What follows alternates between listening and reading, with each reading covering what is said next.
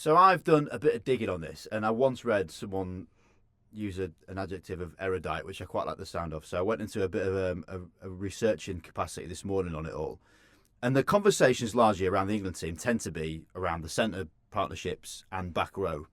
And it transpires that in the Premiership at the moment, there are 45 South African players playing in the Premiership, which I think is obviously great to say in terms of the diversity it will bring. But every single successful model of team at the moment tend to look for this big 12 type mindset, this moulded 12 who can plough in, and your typical Andreas 2004 Quins. Well, is he is the biggest, standard. He's the best example. Yeah, and he's amazing at it. And that then completely transforms how your team plays, because you know you've got that absolute foundation block that's going to do something for you.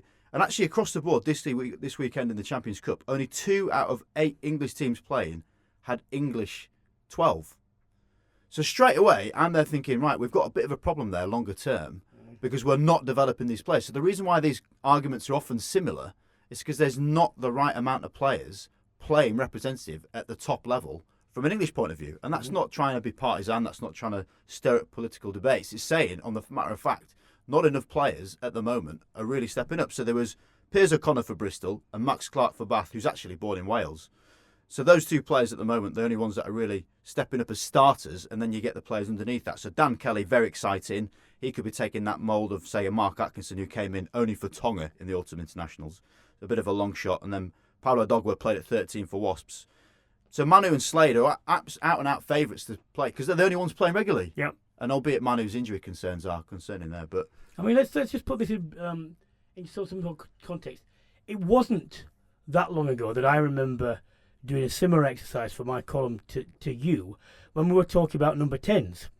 And all the number 10s in the Premiership, barring a couple, were overseas players. And now that's transformed and we've got people coming through. So it can change. It's a question of being a priority, I think. Because if you, as you say, you need these things, they've got to actively look for them. They've got to actively try and convert people, because that's what happened with the 10s. You know, they stopped picking, they stopped drafting players from abroad, and that gave the English, for whatever production system it is, whether it's schools or juniors or whatever, it will fulfil it. But you can't do that if the outlets aren't there. And I cannibalise my own point a bit there by saying about the style that S1000 brings, which is brilliant, and I love how he plays. But you can then have a creative 10 inside. Mark Smith, and an outstanding footballing backline, because you know when it all comes down to it, you've got what was typically a Mike Tindall in the middle, who's just going to run hard and straight. And when England play with Manu and he does that, they look like a different team. So I think if we're talking positionals, we also have to talk tactics. And then even looking at genetics about where are these big, strong 12s coming through. Or if they're not, which might be the case, then it's a footballing 12, almost like that Aussie mentality, or Kiwi having the second 5/8. And then you get creative players coming into it, which, having seen the England 20s play for the last 3 or 4 years, that's what they're doing. So they're bringing these young footballers through. But what they are not is 6'5" and 18 stone.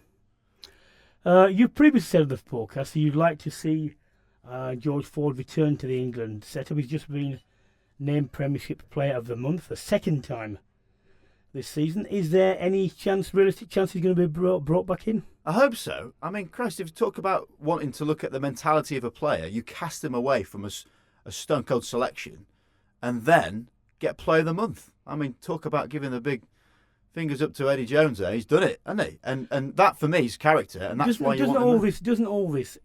this is the elephant, or whatever you like to call it in the room, is Owen Farrell. And look, I personally, I like Owen Farrell. I think he's a great player. But his selection, one of the problems is, you know, he dominates selection so much that it reduces options elsewhere. And the inordinate amount of, to me, responsibility he's been given via Eddie Jones for his leadership and so on, sometimes I think skews every other selection debate that it touches.